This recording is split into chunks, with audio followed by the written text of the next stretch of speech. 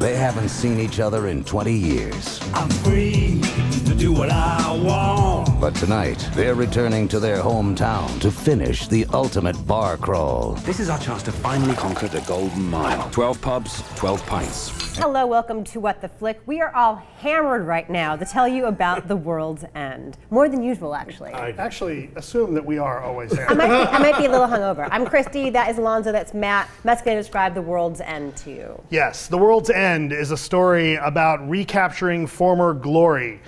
Simon Pegg and his friends, including Nick Frost and a bunch of other English actors, want to recreate an epic pub crawl across 12 pubs in a little town called Newton Haven.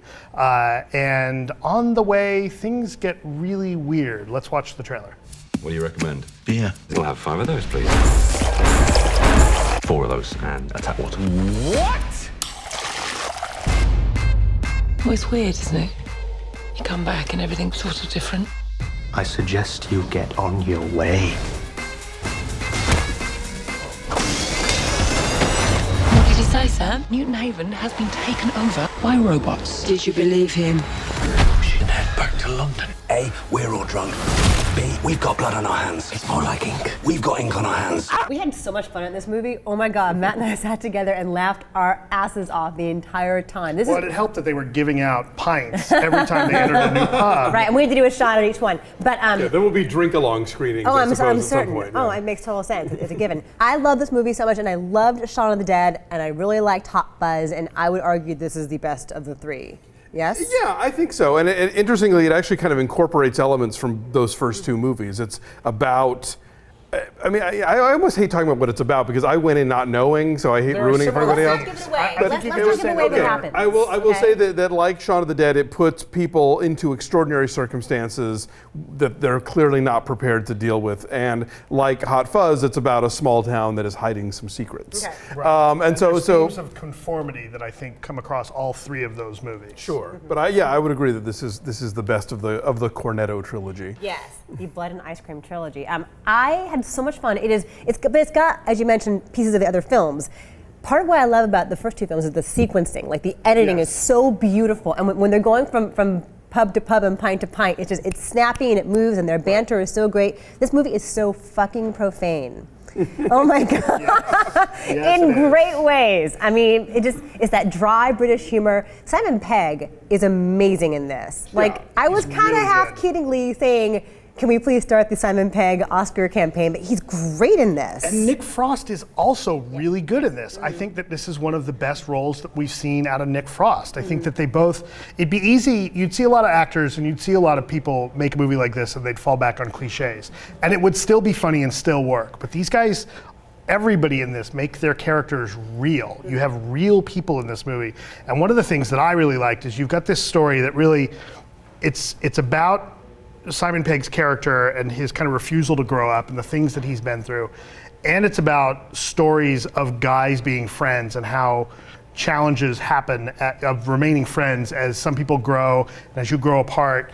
And yet it doesn't fall back on the cliches of like, oh, women are harridans and it's us against the women, and it's like...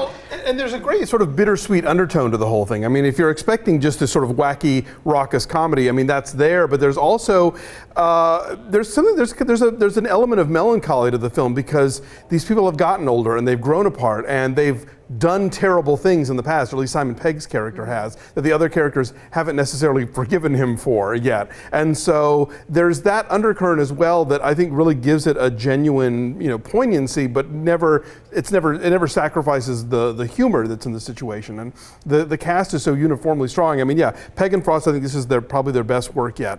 In anything. It asks them to dig deeper and show more vulnerability than the previous 2 films. Yeah, but they can stand up next to the likes of Paddy Considine and Martin Freeman and Eddie Marzan and Rosamund Pike, who are some of the best actors I think working in movies today, and they are right up there with them, giving it and making it work. And the flip side is I think it's great to see Eddie Marzan and Considine doing comedy. Yes, absolutely. It's great to see that. I mean, Marzan actually has been, he's funny in the Sherlock Holmes movies, and he's almost kind of funny despite himself, despite how scary he is in top. No. In the Sally Hawkins movie, Happy Go Lucky. Yeah, he is playing also, that as a straight man. But in Ray Donovan, there's an element of that too. Like he's this tough, scary guy, and then he can do stuff very subtly that will get laughs. But this one, he's going for broad comedy. Sure. Right, which is not something that I think we've seen out of him a lot, and it's great.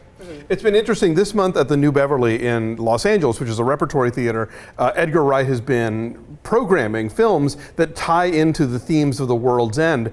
And when you look at the list, you're like, wait, Westworld and It's Always Fair Weather and Last Night. But then when you see the movie, you realize that there's all these different threads of things that he's kind of putting through the story, and they all mesh, and they wind up being, I think, definitely. Definitely the best of these three films. I don't know if I would say it's better than Scott Pilgrim, but what's really great about the screenplays that he and Pegg write is that they totally understand the genre conventions, and they totally understand the beats of these kind of films, and they completely subvert them.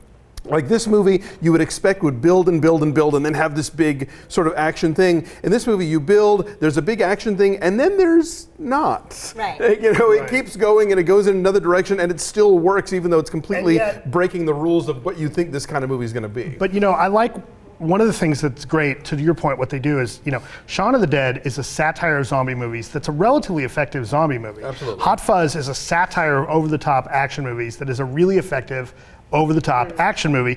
This one is kind of a satire of like those 70s English horror movies along the line, or not just British. The Hammer, stuff like The Wicker Man, but also stuff like Village of the Damned. And yet it's still effective. I found myself getting caught up like, oh God, some of these people are going to get it. Like, there's genuine tension, but also it makes that shift. I don't want to say what happens in the town that makes it shift into this apocalypse movie, whatever, but it does it really quickly.